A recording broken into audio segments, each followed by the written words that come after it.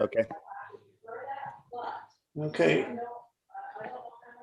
All right, welcome everybody to our Thursday, May 20th, 2021 Hudson 7 meeting. Rebecca, you normally lead us off. Rebecca, how's your sound? Is it going to work? Don't think so. So I'll read for Rebecca. Okay. Just bear with me here, folks. Give it a try. Yeah. Before we begin, we'd like to go over a few meeting guidelines and abbreviated procedures. The procedures are available in full on the Hudson 7's meeting page on our website. The Hudson 7's meetings are recorded and streamed live on our YouTube channel page. A link to their page can be found on the meeting page of the website, www.hudson7.org's meeting page. The public is advised to subscribe to this channel to receive notifications when meetings begin. Both video and written transcriptions will be made available to the public on the Hudson 7's website at a later date.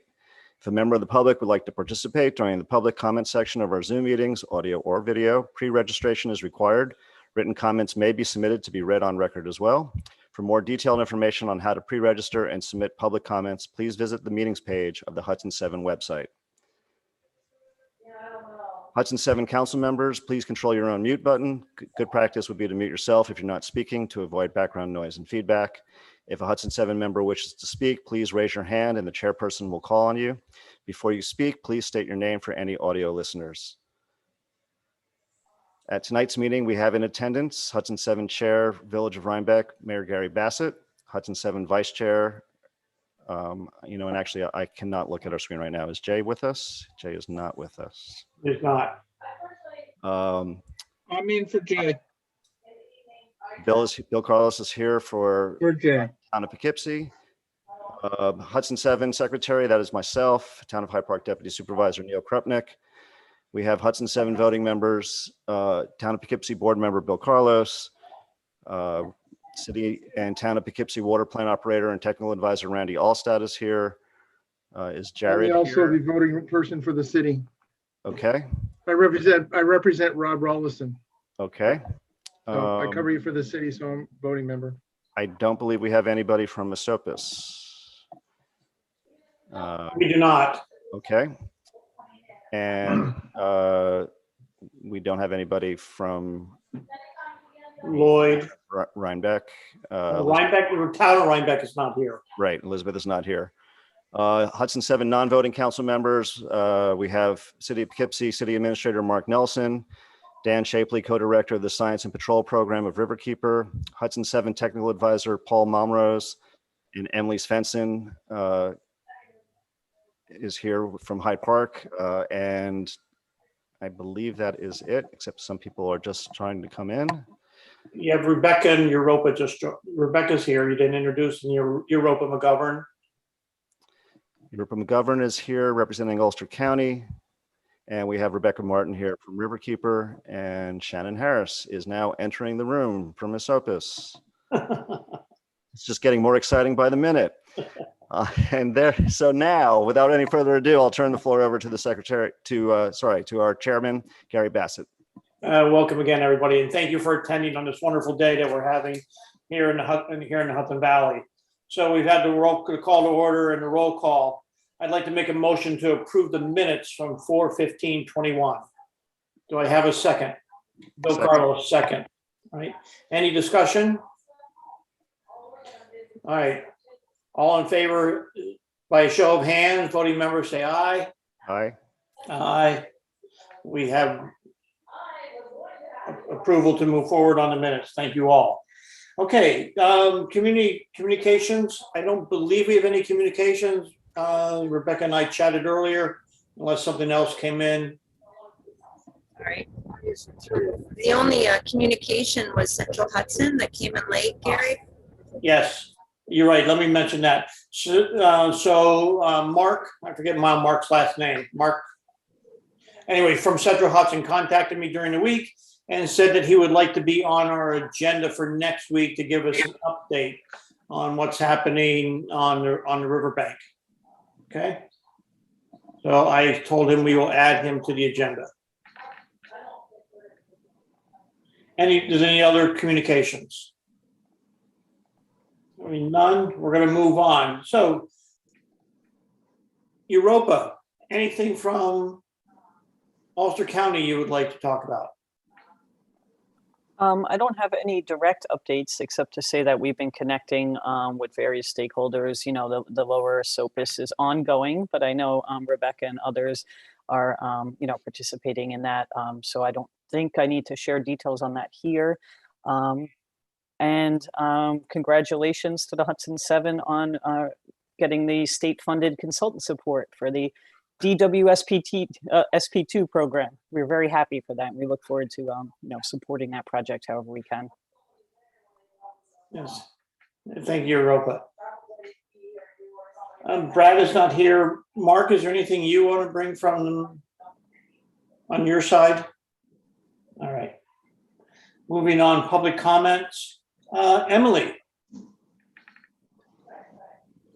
you want to take the floor?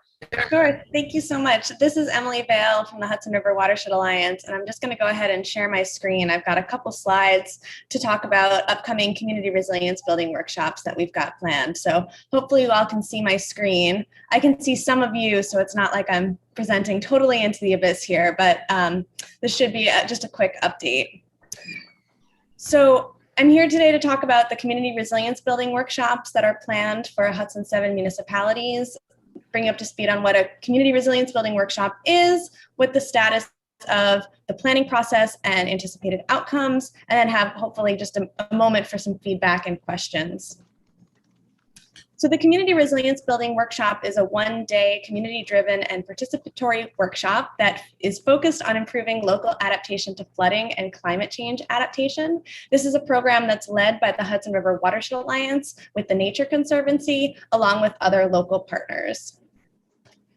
The workshop itself brings together municipal leaders, municipal staff, key stakeholders, folks from emergency services, Conservation Advisory Council, Climate Smart Communities, engineering staff, and so on.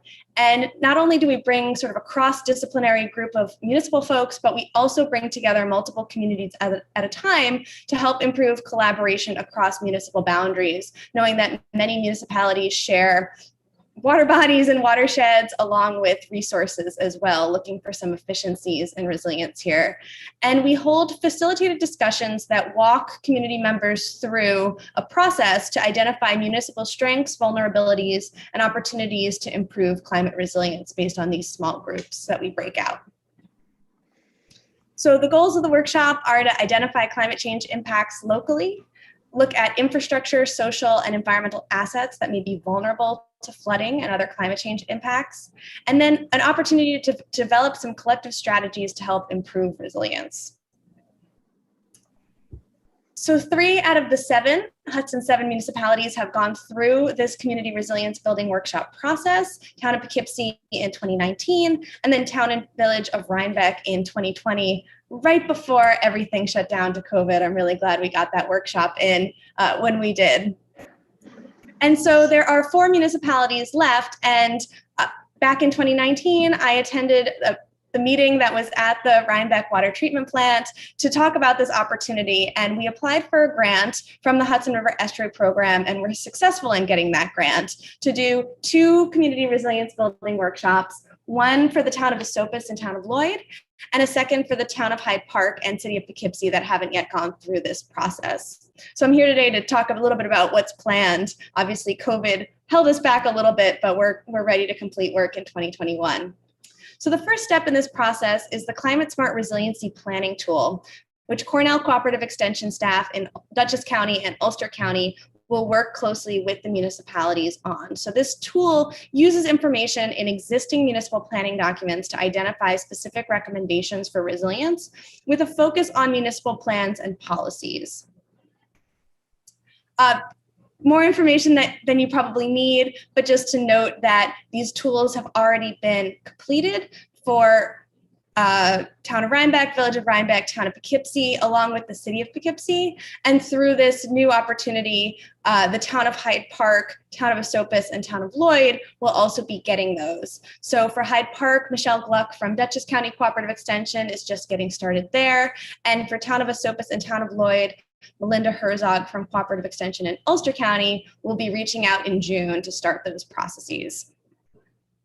We plan to hold the workshops themselves in late September or early October, depending on what works best for municipal schedules. Again, these are the workshops that bring multiple people together to have these facilitated conversations. And the focus here is more on the assets and the physical infrastructure. So it's a really nice dovetail with what the municipal planning tool offers.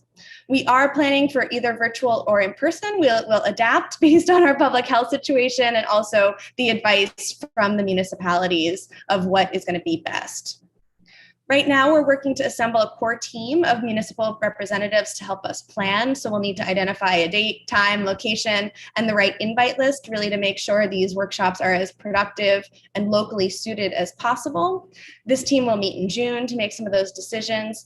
And I'm looking for your advice and recommendations on who should be on the core team from each municipality. We usually have just a handful of folks who are setting some of those directions and then invite a much broader group of people to participate in the workshop itself.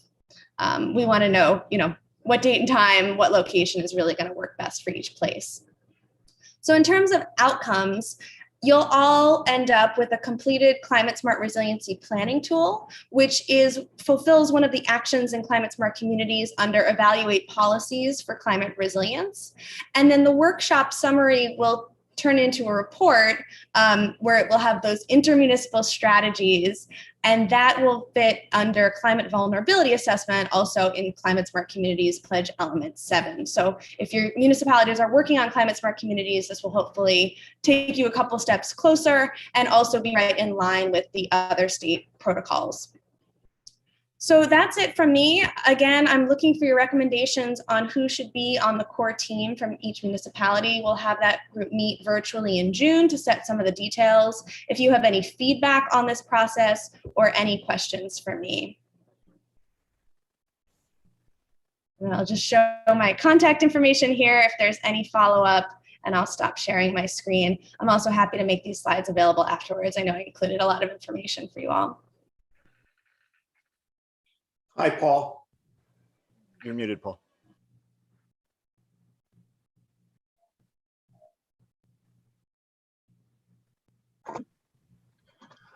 Emily, I was just wondering, we're getting kind of concerned about the salt front and how the salt front might be affected by climate change.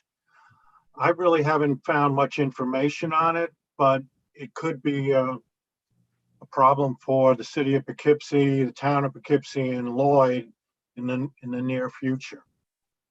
So if you can get any information on that, or you guys can talk about it, be greatly appreciated. Yep, that's great. Thank you so much, Paul, for that feedback. We, as part of the core team too, will look for feedback on which climate hazards you're most concerned about. So I'll make a note that the salt front is one that we should make sure that we address.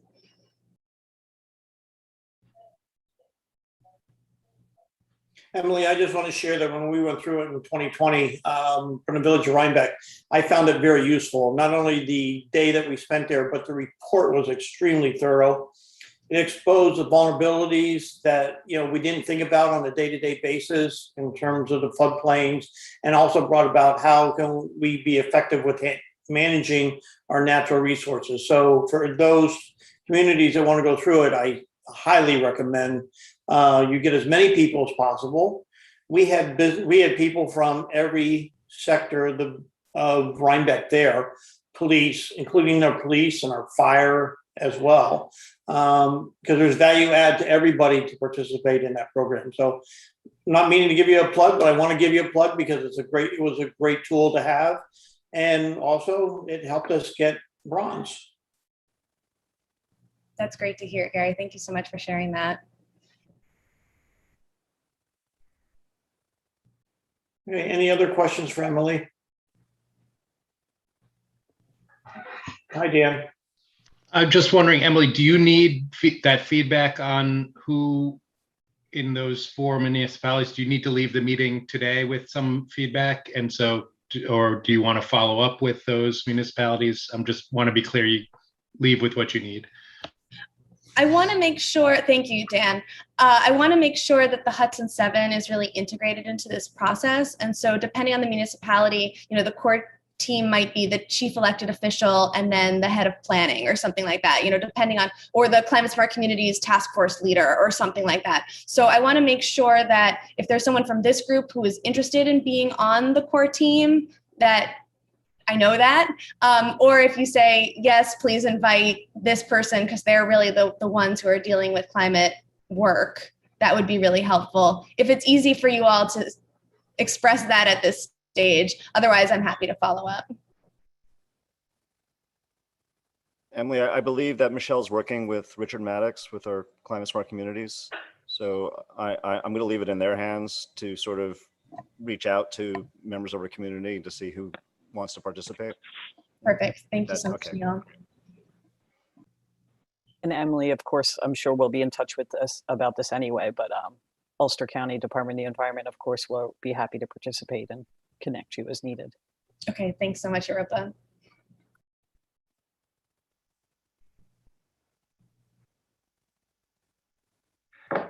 Okay, thank you very much, Emily. Really appreciate it. We do. All right, let's get on to some action items that we had in terms of the old business. The first one, we've been having some subcommittee meetings and we'll basically give a brief update on those subcommittee meetings. So we're doing the first one. Dan, I think you're here to represent the Hudson 7 priority discussion. Is that true? Well, my colleagues on that committee were going to do that, but I'm happy to fill in. Who was going to do it? So can we maybe share us? Yeah, let me just get the document so I can share it, and then that will be a good visual. We had a good meeting. So this was, just to recap, at the last meeting, this ad hoc committee was appointed with Elizabeth from Town Rhinebeck, Russ from Lloyd, and me and Rebecca. And so we came together to consider goals for the next year. And so that's what we did. And why don't I try sharing my screen? Can everyone see that? Yep. Okay. So hopefully this this went out ahead of time, and basically there are just a handful of goals. Oops. Let's see, 1, 2, 3, 4 overall goals. But they're fairly substantial. Number 1 is to identify funding options for the Hudson 7 municipalities to hire a coordinator. So, and to summarize very quickly, obviously Rebecca has been filling that role. Riverkeeper's been funding that role. We are utterly committed to the Hudson 7 and will continue to do whatever is necessary to make sure the Hudson 7 is successful. But this is a topic that has come up over time at looking for different ways to fund a coordinator or other needs and make sure that that there's a sustainable model that's built for keeping this important council's work going. So the recommendation is to form a committee to look at more really specifically at that issue. What are the funding options, and which of them should be considered by the council to recommend to the member municipalities as a way to fund work to be done by the council. Some of the options that were just put on the table, not that these are even exhaustive, but a dues system that would be from each municipality, perhaps prorated based on population served by drinking water, alternately a fee on water users, or perhaps a fee on the largest water users, sufficient enough to raise money for this kind of purpose. So those, again, just options, just ideas. The next step would be to identify a committee and task them with coming up with a proposal that then the council could consider, and then the member municipalities would be asked to act on. Sub goals under these are education and water operator training. These are things that have been a kind of persistent goals over several years, but I think the committee and reflecting the capacity of the Hudson 7 as it currently stands are kind of saying these are things that would could become priorities, but only with that capacity. So that's why they're listed as sort of sub goals under that overarching goal. Goal 2 is this new, as Europa previewed, the Drinking Water Source Protection Program, which, as we all know, has been something that this group has been hoping to receive the help of the state for this program for a couple years now. The news has come through that wonderfully the Hudson 7's been selected. So now that's really going to be a big goal. That's going to be a lot of work over the next year to go through that process. So it's important that we identify that and make sure that we have the sufficient capacity reserved to really go through that process. The two initial, pieces of that are a stakeholder building, which of course the Hudson 7 has done a lot of stakeholder identification and coordination over these 3 years already, but there might be more folks who should be at the table in addition to the counties and others who are here regularly that might be important to be part of that program. That stakeholder group would do goal setting and set the direction for the rest of the process, and then in parallel a mapping effort that would identify the particular threats for the water supply. The most immediate next step, I should say, before that, will be some sort of kickoff to be determined pending, communication from the state about which contractor that it hired will be working with the Hudson 7 through the process.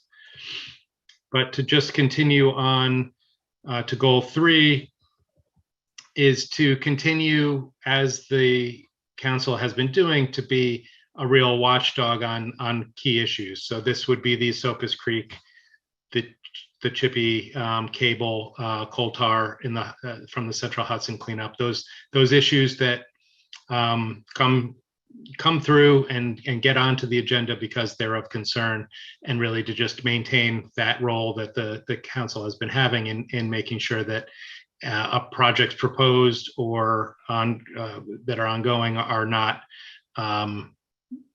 done in any way that will harm the drinking water supply. Part of that goal was to build on the success that is recently we've seen with establishing those committees, and just to make sure that each committee has a really clear charge and leadership so that they can be as effective and efficient as possible.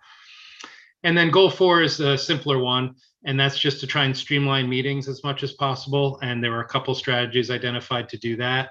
One would be to identify a point person to review the agendas, just to make sure they're hitting the right notes and don't have anything extraneous. Second would be restricting the agenda or organizing the agenda in a way that makes very clear which items are for action and which items or for discussion, and then creating a clear separate section that keeps issues that might be slow burns and might need action at a future date but aren't on the agenda, just so it's more clear at each month when we sit down what are the key items, because I think that's been a point of confusion. And then finally, which we did today, I think, was to limit the time spent on sort of identifying the communications that have come in the last month, and instead provide a communications packet that would be a summary and availability of all those things. So those are the 4 goals. And I guess the next step should be some kind of discussion and maybe adoption or amendment of these, or I can answer any questions. But again, I do want to acknowledge Russ and Elizabeth, who would have presented this had they been here.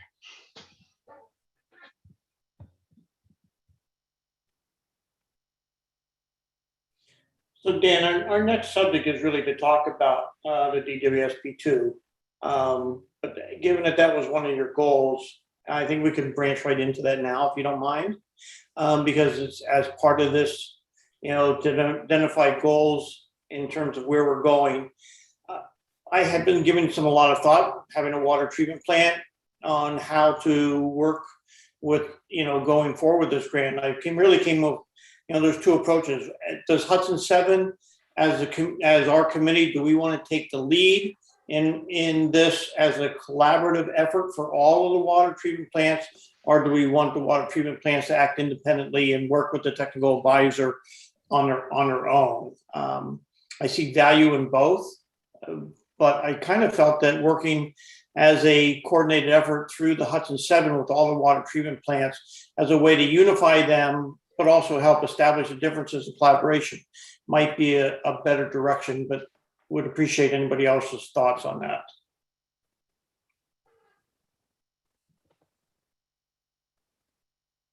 I think the Hudson 7 being the lead would be better in that it might encourage cooperation. It's better in the future.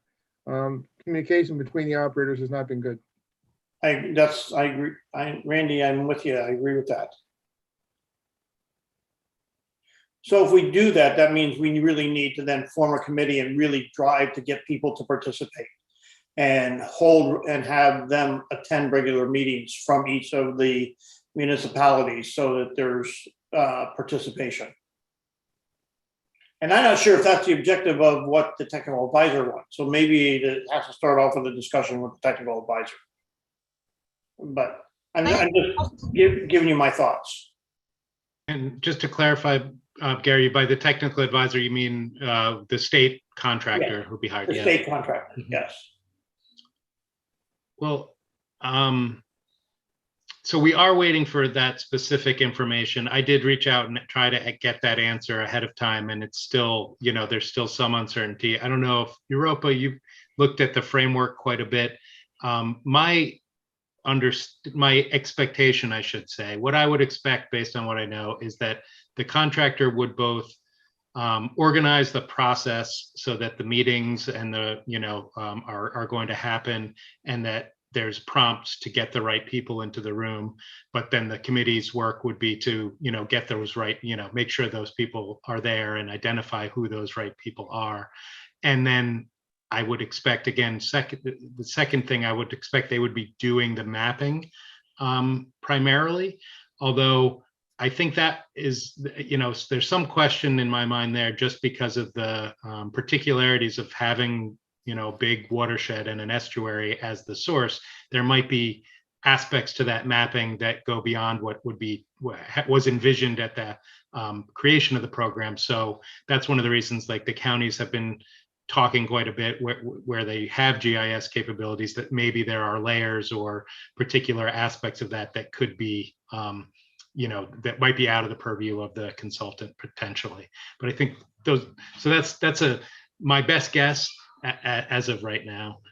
And I don't know if Europa, you had other thoughts based on your window in on this process.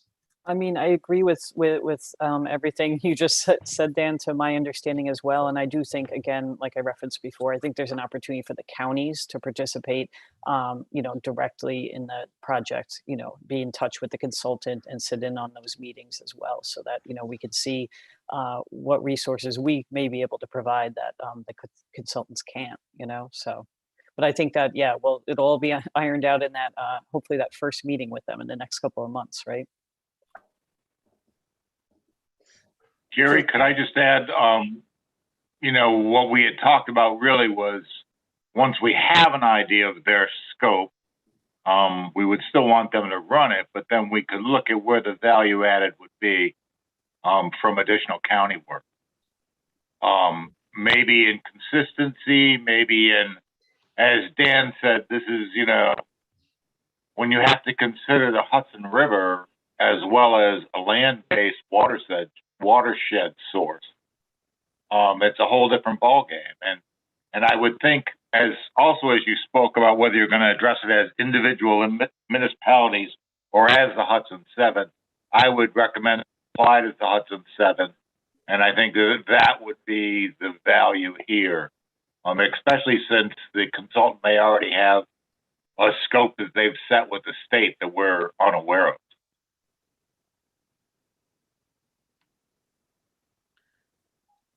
Does anyone have a sense of the timeline for this? Like how soon?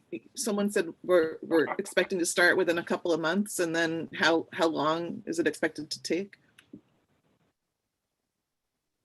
Emily, there was in that one of the documents received, I think there was a timeline.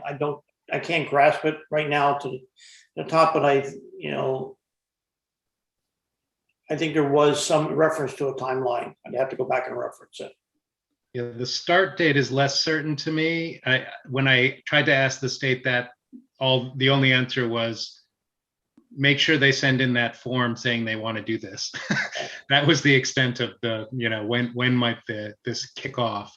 But I think the program was envisioned as a year of planning and then 2 years of implementation, if I remember right. Now, again, the Hudson being the Hudson, this being the drinking water source, that year of planning might be a little more involved or different than a well field, in one municipality, say, that might be able to accomplish that. So, but I think that's that's how the program was structured in its design. And I just want to say, I think it was very smart to make that one of our major, priorities for the coming year, because it's going to take a lot of effort, and we should recognize that. Yeah. And for the record, I want to just let everybody know that form did get in, and we did receive a response back that they received it. So, so we're good to go there. All right, so a lot. Dan, if that's any more questions on it, the DWSP2, I'd just like to take a bridge back to the funding, if you don't mind. Another important action item that I think is important for us to be able to continue with. And I'm just asking if you're going to have another, you asked for a subcommittee, or is it going to be the existing committee that's going to take further action on this? Well, the existing committee was very proud of itself for making quick work of its task and dusting its hands and saying we were done, which isn't to say I'm not willing to help, but I don't want to speak for them. I think that was the idea, that they'd done their task by framing the goals. All right, so then an action item is to form this subcommittee to address that. Yeah. All right, I don't know if we need a motion for that, but I can, as everybody would like. I'll make a motion to form a subcommittee to evaluate the funding proposal from the priorities committee. Do I have a second? Neil, thank you. Any other discussion? All right, all in favor, aye, raise your hand. Aye. Aye, all right. So Dan, I thank you and the rest of the committee members for, very quickly coming to a conclusion on that task item. Okay. Any other questions on DWSP2? A very important achievement. Looking forward to working with that. And Dan, are you? I guess I'm just thinking out loud. Are you going to be the interface to the state for us on that for right now, or how are we going to hear? Well, I mean, I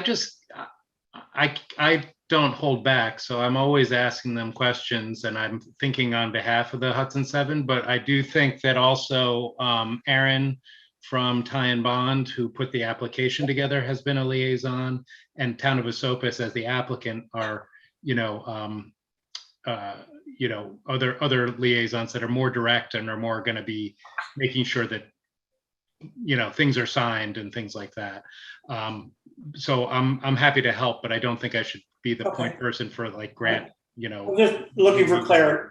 Just looking for clarity. That's all. Yeah, I would be more than happy, and I would be, I would love to be on the committee that is the this DWSB2 committee for the Hudson 7, I'd be happy to serve as part of. But it's a consensus. We're going to wait for that first meeting and then work with that advisor to help structure that meeting. Okay. Does everybody agree with that approach? Yeah. All right. Okay. Next on the agenda are we had a second subcommittee for Chippy. I don't have quite as formal report. Oh, Emily. Oh, I thought I was supposed to do that. Yeah, I was just going to briefly. I'm going to introduce you, but I was going to Okay. want to make one comment. Yeah. I might say that the committee met, and we had a well-rounded discussion. And if I take away a little bit of it, Emily, I'm sorry, but we are going to have a second meeting to continue that discussion, because we are undertaking the discussion of having an attorney work with us. So with that, I'm going to turn it over to Emily. Sure. Sorry, I didn't mean to jump the gun. No, that's all right. Come on. Yeah, so I made a few notes so I could try to succinctly fill you all in on where we are. The last time we met, we talked about a few different things. Some are just updates and some are questions for the council. As far as the legal questions, we sort of honed in on what the questions are that we really need someone to research. One is whether there's any way to reopen this Article 7 process that's already resulted in a permit. TDI doesn't seem to have any interest in going backwards on that, understandably. So that's one question. And so far, we haven't really seen any good reopener opportunity. And then the second question is, what is the process that still lies ahead through the next phase of developing the environmental management and construction plan? And how much opportunity does that give us? Is that enough for our municipalities to participate and have state agencies participate and make sure that there's safety mechanisms built in? So those are the two questions that I took to the pro bono attorney who offered to possibly work with us on this. And he is giving that some consideration and doing a little research, and we can discuss that at our next committee meeting to see if we think he's someone that the group wants to take on as counsel for the group on this matter. But besides the legal questions, we also talked about that there were some political opportunities, one being that we might want to, as a group, write a letter to the New York City mayor and the governor, alerting them to the concerns that the Hudson 7 has and asking them not to take further action on this matter until those concerns have been addressed. So that's something we wanted to bring back to the council and see if that's something the council wants to undertake. I'll just finish and then we can discuss. Another thing we discussed was maybe joining forces with other opponents of the Chippy project, which is kind of complicated because people have a lot of different reasons for opposing it that might have nothing to do with our reasons. So that's something that the group might want to discuss. Also, as far as the technical concerns, Dr. Chant is going to be reviewing the material that came back from TDI, looking at that further to see what he thinks about the pollution potential from the project. And then finally, I think another outcome of our meeting was that Rebecca was going to review the minutes of the meeting that we had with TDI to see what they promised to provide to us and then remind them of those promises, because there were some things they said they would get to us that they didn't. So that is what I have in my notes. If anyone else from the committee wants to add anything, and then I think it would be good for the group to talk about whether writing a letter to the mayor and governor is something that we should pursue.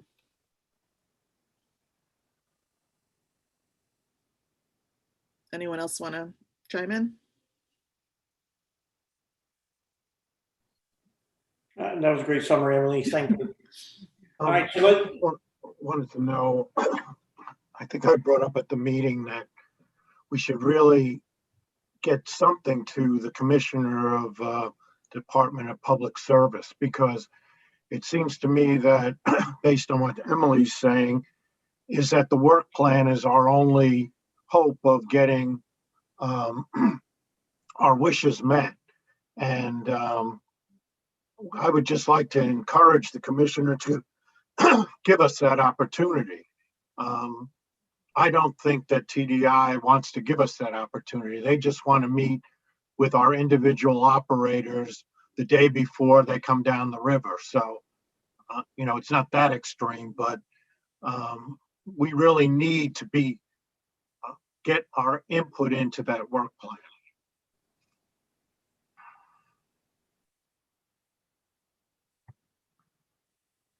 I don't see any. I think when you talk about, I'm sorry, when you talk about things that they promised, they also made a couple of offers that we could pursue. They were talking about the pilot program and where they were going to do that, an actual test. And I think that would show us a lot. They had asked about testing, route testing. And if they're going to do testing around, especially around the Poughkeepsie intakes, what are they going to find? But it would be interesting to see if they did some of the testing in this area and how much we could get them to do in this area, with the idea that they would hit something and then would have to address it as far as, real serious contaminants or just, the general composition of the sediment. So I think those were two areas where I think it doesn't hurt you to pursue them with TDI. It's not going to take away from your case. It also, in some ways, kind of supports your case because you say, we're not against the idea. We're not against the project in general. We're concerned with our aspect in the river here. And, this additional testing could help solve those concerns, or it could really let you know that you're going to have trouble. So you can still, kind of propose to them as a company that this is value for them. And it doesn't keep you from going the political angle if you want to. I'm not going to recommend anything on the political angle.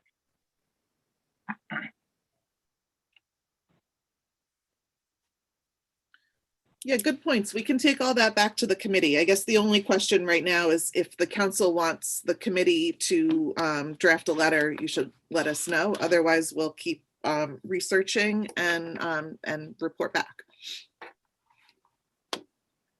I'd like to make a motion that we draft a letter to the New York City mayor. They won't hurt. I don't know. Do I have a second and then we can discuss? Bill second. Any discussion on that? All right, so we have a motion, we have a second. All in favor, say aye. Raise your hand. Aye. Aye, all right. So I don't know how, does anybody want to draft that? Emily, are you able to do that? Is that something you can do? Yeah, I will talk to, well, Dan doesn't want to be the main guy, but I think you had some thoughts on it. So maybe I'll touch base with Dan and the rest of the committee. Sure. Thank you. Thank you. Okay. Very important information again. Okay, I'd like to get on to the next thing. We're down, so we're staying on the time schedule. Silver Creek turbine discharges, committee report. Who, does anybody want to give that? I'm not sure who on the chair, on the council wants to give that report. Paul, you've drafted the letter, so do you want to update everyone? Well, that's on our letter to Hudson 7 on the comment letter. We have two action items. One is the first action. If you want to take them in order, then we can have an open discussion. The first is the resolution that was drafted. Right, I'm hoping everybody had time to read the resolution authorizing the Hudson Drinking Water Council to communicate their concerns. Are there any questions on the resolution? Gary, this is Rebecca. Can you hear me? We're gonna try, Rebecca. I just wanted you to know that in the memorializing resolution that you all have, there were 2 items that were outstanding that are highlighted. If you just want to take a quick look at that, that I know Dan was waiting for information on, but it might be resolved. But council will just notice 2 highlighted areas. Yeah, and the first one was in the whereas compared to other contributaries, the Sopas Creek contributes a significant volume of water.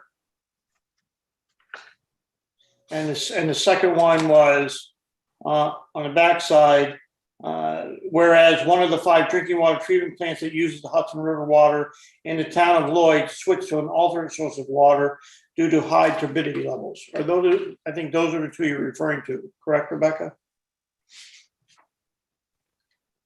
Yes, I don't know, Dan, if you had those, any questions? Yeah, I apologize for not completing that ahead of time, folks. I lost track of it. So I think we did decide to strike the first one, the one about significant, just because of sort of different ways to define significance and wanting to make sure we were just being strictly factual. So I think I recommend adopting it with the amendment of first striking that phrase about that whole whereas clause about the SOPAS in that way. And then the other one was I'm sorry, on the town of Lloyd switch over. Yeah, we were just trying to get a little more clarity. And I think, I don't know, Paul, if you ended up hearing anything. I don't think I heard definitively, that yes, that was all of the particulars about the switch, but I think we're confident that yes, Lloyd made the switch because the Hudson River was turbid, and they needed to use their alternate water supply because of that turbidity. So I think we should leave that one in, but I'll just check that with Paul right now. If that's your understanding as well. That's fine. When I talk to them, basically, they don't have clarifiers like the other plants. They go directly to their filters, so they can't really handle high turbidities. So they went offline. They went to their reservoir at the end of December and didn't go back on the Hudson till January 21st. So I think that statement's correct. The only thing maybe I would say is due to high turbidity levels in the Hudson River, but that's all. I might. Randy, do you have on your screen the report you did up on the turbidity increases? We just went over it not even a week ago. Is that something you could show? I really don't have that right now. I sent it to Paul, and Okay. I looked at what we had for January. Like when in Paul's letter, there was a little change he needed to make, but I do have it. I'd set it up for the board meeting, not for this meeting. Okay. Yeah, and I included that cost. The only thing that I did was I thought it was just for January, the additional costs, and it was for the 4-month period of January through April. So I have to change that in the letter. All right. So just to clarify, I think if you're, I would recommend that you adopt the memorializing or approve the memorializing resolution, but striking the reference to significance of the SOPAS as a tributary, and as Paul said, adding the clarification that the turbidity at Lloyd was in the Hudson River in that clause, in those 2 clauses. The other thing I'm wondering about, and I have to talk to Dan, is the resolution was kind of written before I did the letter. And I think maybe we should have a whereas for the algae problem and a whereas for the TOC. But I can live without them, but it just to be consistent with the letter.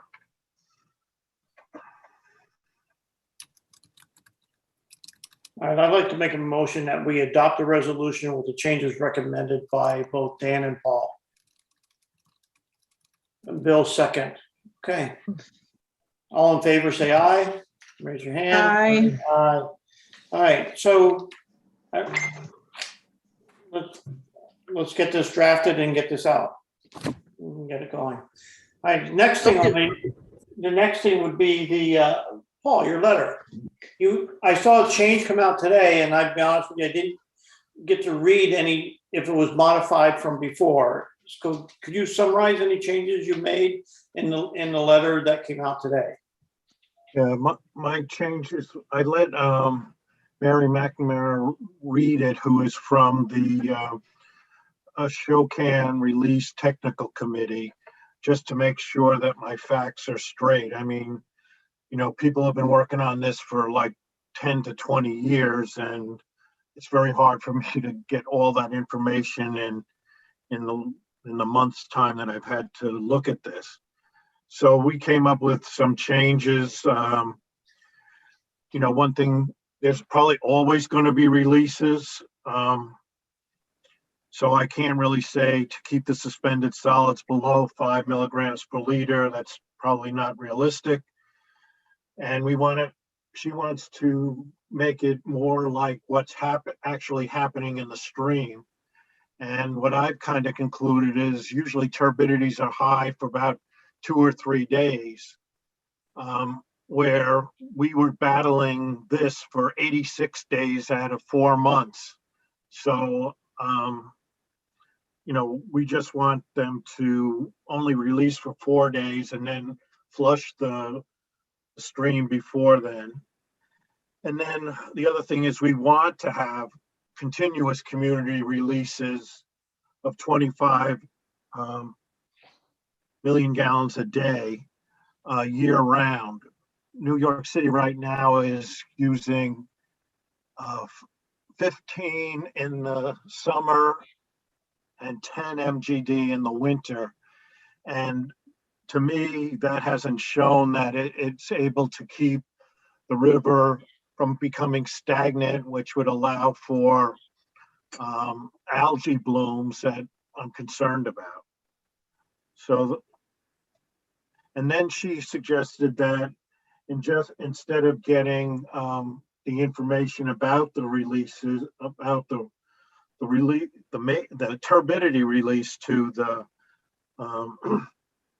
lower Esopus, that we be on their mailing list to get the daily flow information and all the turbidity data from the turbid releases. That might be a lot of data, but I think it's good to have. I'm not sure if we should send it to all the municipalities, but maybe like one person can share that, but that's the way I have it in the letter right now. Let's see what else.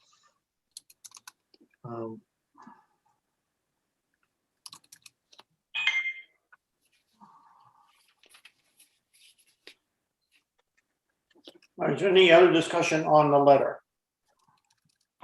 Gary, I had a quick question. Yes.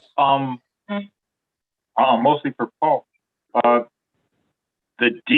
Their EIS says there will be no difference whether they operate this channel or not, based on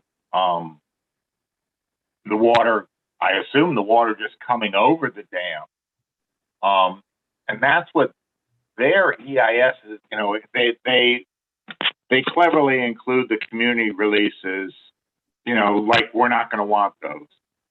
They don't release the turbidity, so they include that in the data. But what they end up saying is that if they don't operate this channel, or if they do operate this channel, this turbidity is coming down the Esopus, and it will either flow over the dam and go down the Esopus through the reservoir, or if they operate the channel, then it will be about the same. It'll just go around their part of the reservoir. So how do we attack that? And I think part of what the part you included about saying, you know, the other two tributaries don't show the lasting turbidity that this part of the Esopus does.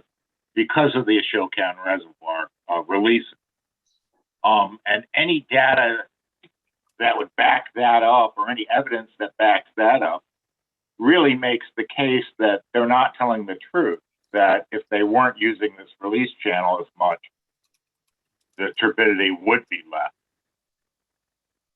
But I don't know what data we have to really try and make that case. Well, you've asked a lot of interesting questions. First of all, any water that goes over the spillway has a very low turbidity because that's just the way the spillways work. It's in the east basin, and right now, as a matter of fact, the spillway is spilling. And if you look at the Esopus right today, it's beautiful because the water is spilling over the spillway. The one thing that New York City is trying to tell us is that this reservoir is providing flood protection to the lower Esopus, which it is.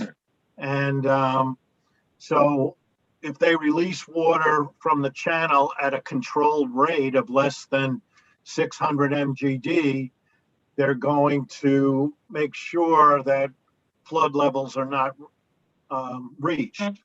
So that's why we have to continue to want flood protection, because what's happened over the years is people are moving closer and closer to the Esopus.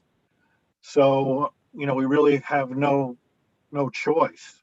I mean, that and the community releases, I think we're gonna support both of them. But again, as you said, it's how much you're releasing at a time that's causing the real turbidity problems.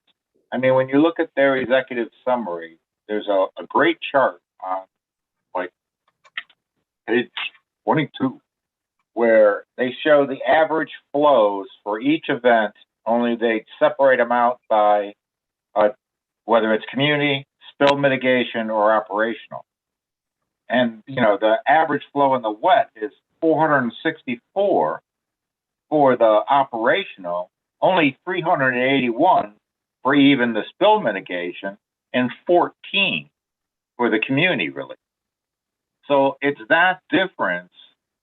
So we can attack the operational releases and not have to attack the spill mitigation and the community releases, as more necessary, and the one is just cost avoidance by them. So if I was going to try and figure out the best way to attack it, that would be the way I would do it. Well, Brad, I'd really like to talk to you about that in more detail because I think this is a long discussion. But what our committee decided was that we're only going to address how these discharges affect our intakes.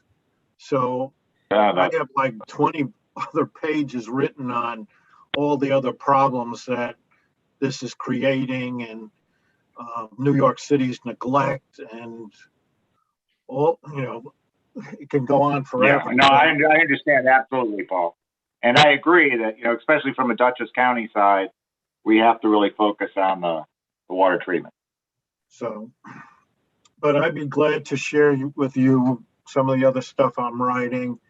One of the things that I think is extremely important, and that almost everybody is missing, is that we need an immediate solution, because New York City has a tendency to delay things. For example, they haven't done any work on Catskill Reservoir, on Catskill Aqueduct for over 100 years. And so they finally did it. The life of an aqueduct is 50 years. They have not done any work on the Delaware that's been leaking 20 million gallons a day since 1993. So that leak could provide all the water that the Hudson Valley 7 needs. So there's just so many issues. For the other thing that I just like to mention is New York City told us for over 100 years that they could not release water. The only way they could release water was over the spillway. Then when they had this turbidity problem, they said, oh, we found a way we can release water. Now, if that isn't a lie, and if I just can't trust them anymore. It's just so ridiculous. Yeah, so I'm sorry to cut this Yep. conversation off, but we're gonna lose people here quickly. And I'd like to get a motion to accept this letter so we can get it going. So I'd like to make a motion to accept the letter that Paul has drafted to Basil Sago, as Commissioner of New York State Department of Environmental Conservation. Do I have a second? Second. Hi, Bill. Any other discussion? One other thing I wanted to add was it's been suggested that we add names from US EPA. So I'm sorry, I should have mentioned that. Do you want to just leave room for amendments? It sounds like there were a couple things that were discussed here that you might want to revisit. Is that, am I hearing right? Well, So we have a authorized to motion- complete the letter. We have a motion and a second to send a letter. If we want to amend the letter, that's fine. You want to? Well, I'm just reflecting the conversation here. It sounded like some things that were put out that Paul might want to adjust. So I'm just suggesting you authorize him to complete the letter and send it. So if there's any last changes that he will have for that, but if you're comfortable, go for it. My only conversation is if we make amendments to the letter, we need to go back and review it as a council again. Because it is coming out as a Hudson 7 and me signing as a chair. So I don't want to release a letter that has not been vetted by everybody. Well, the problem is, Gary, is that our next meeting is after the due date of June 16th. So I would like, that's why I'm making a motion to send this letter. We have a second, right? So all in favor of sending the letter as is, please say aye and shake your hand. Aye. All right. So Paul, I'm going to sign this letter and send it out through my office to everybody that you have on this list. I have no objection to adding additional names if you want to supply them. On the last page, I will supply them and I will get it out through my office. Okay. Okay? Thank you. All right. That really concludes all of our business. We have no new business and we have still a lot of items that we have on our old business list. Time is now 6:35. I'd like to make a motion to adjourn. Second. I have a second. Neil. All right. All in favor, say aye. Aye. Aye. All right. Everybody have a great week. Well, thank you for all the effort you put in this month and next month and the next month and the next month and the next month. So